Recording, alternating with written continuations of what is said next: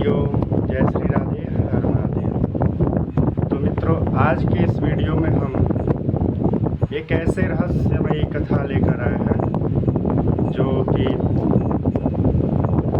आप सभी सुनेंगे तो बहुत मन आनंद ही आनंद हो जाएगा। आप सभी के मन में सदैव वो विराजमान रहते हैं जिनके विषय में ये कथा है।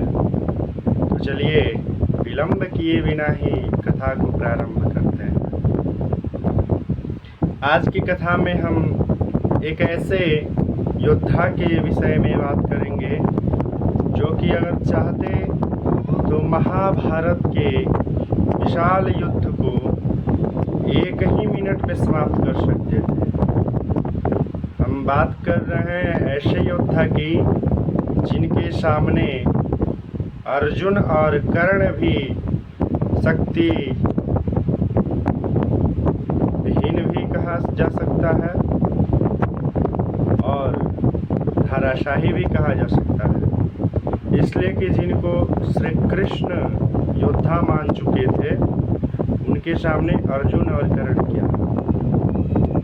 जी हाँ, बात कर रहे हैं हम बर्बरिक की, जो कि भीम के पौत्र और घटोत्कच के पुत्र थे।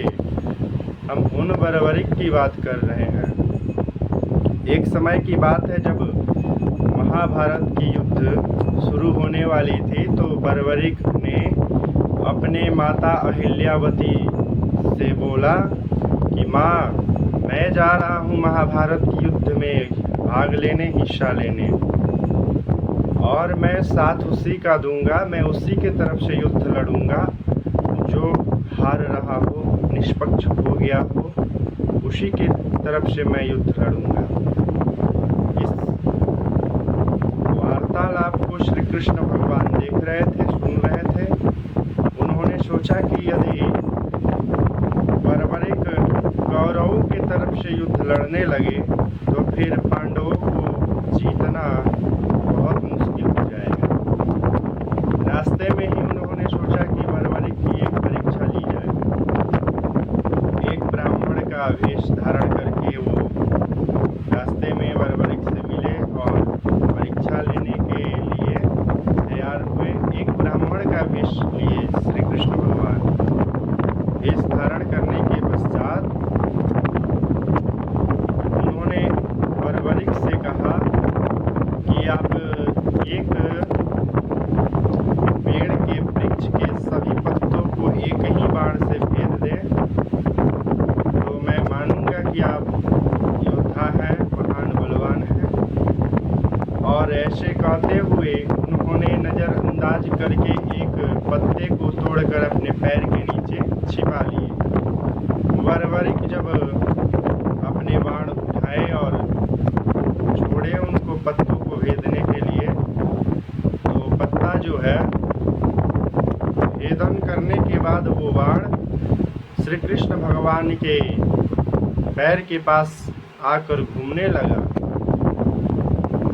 जी हाँ, वो बाण उन्हीं तीनों बाणों में से है जिनको धारण करने के पश्चात खाटू श्याम जी को तीन बाणधारी कहा जाता है। इस वीडियो में आप सभी बने रहें, इसमें हम जानेंगे कि उन्हें तीन बाणधारी क्यों कहा जाता है। वीडियो का मुख्य रहस्य है कि खाटू श्याम जी को तीन बाण के धारी क्यों कहा जाता है। श्री कृष्ण भगवान जब देखे उनकी शक्ति तो समझ गए कि अब पांडवों का जीतना बिल्कुल मुश्किल हो जाएगा। तब उन्होंने ब्राह्मण का वेश धारण किए हुए थे, तो उस नाते बर्बरिक से एक दान मांगे। दान में मांगे उनका शीश। बर्बरिक समझ गए कि हाँ, ये कोई साधारण ब्राह्मण नहीं है, कोई दिव्य ब्राह्मण है, अवतार पुरुष है, अवतरित पुरुष। तो दान तो वचन दे दिए। फिर श्री कृष्ण भगवान अपने वास्तविक रूप में जब आ रहे हैं तो उन्होंने कहा कि मैं दान दे चुका हूँ, वचन दे चुका हूँ, तो दान दूंगा ही, लेकिन मेरी एक शर्त है कि मैं इस महाभारत के युद्ध को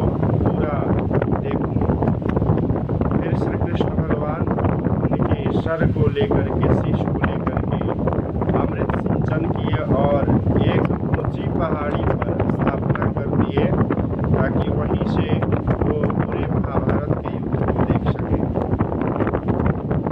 युद्ध को जीतने के पश्चात पांडव अपने साथियों के साथ बैठकर बातचीत कर रहे थे, वार्तालाप कर रहे थे कि इस युद्ध को जीता कौन है। तो फिर श्री कृष्ण भगवान बोले कि इस युद्ध को जो देखा होगा पूरा वही इसका निर्णय कर सकता है कि जीतता कौन है।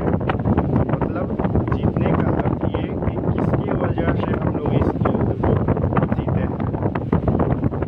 तो श्री कृष्ण भगवान उन लोगों को लेकर बर्बरीक के उस कटे हुए सिर के पास गए। उन्होंने बर्बरीक से पूछा कि इस युद्ध को जीता कौन है।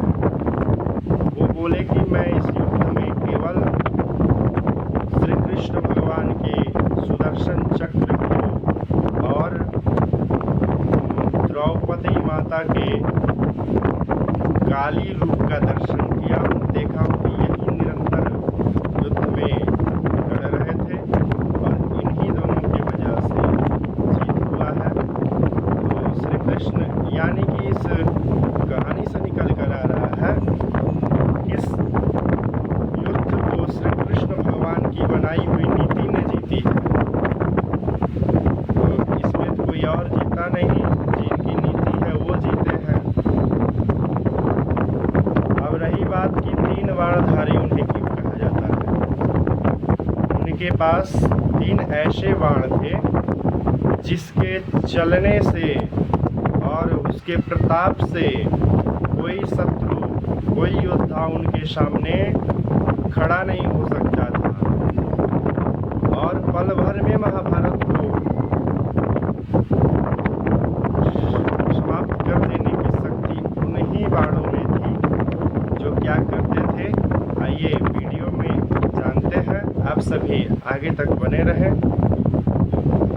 पहला काम ये होता था कि एक बाण जो है जिनको मारना है उसको चिन्हित करता था, दूसरा बाण जिनको नहीं मारना है उसको चिन्हित करता था और तीसरा बाण जा कर के अपना कार्य कर देता था और जिनको मारना था उनका बिल्कुल संहार कर देता था। तो श्री कृष्ण भगवान ने बर्बरीक के इन दिव्य शक्तियों को देखते हुए ऐसा वरदान दिया कि संसार में लोग मेरे नाम से आपको पूजेंगे और आप सभी भक्तों का दुख हरण करेंगे, दारिद्र हरण करेंगे और आपका यश विख्यात होगा, विख्याति फैलेगी। इसी के साथ मैं अपनी वाणी को विराम करता हूँ।